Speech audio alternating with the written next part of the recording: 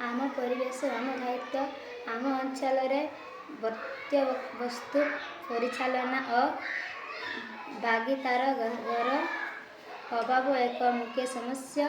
अधिकांश परिवार घरे स्तरधा और सुखिला वर्ज्य वस्तु को अलग करूना। यह सहित लोक मैंने सर्वधारण स्थान को सफा करने को परिवेश प्रति निजर दायित्व भाव ग्रहण करूना।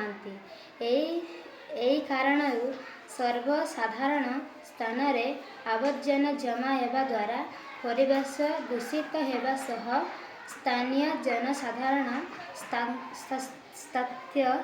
स्वास्थ्य एवं ग्रहण एवं समग्र परिवेश उपरे नकारात्मक प्रभाव पड़ुछि।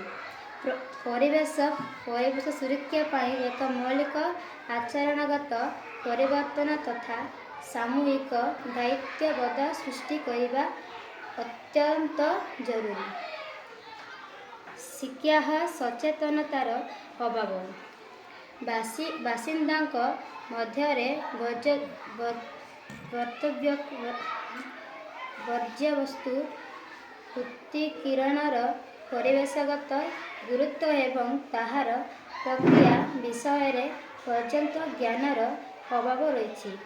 सामूहिक दायित्व विरति लोक मैंने परिवेश सफा रखिबार दायित्व केवल सरकार उपरे छाड़ी दियंती, जहाँ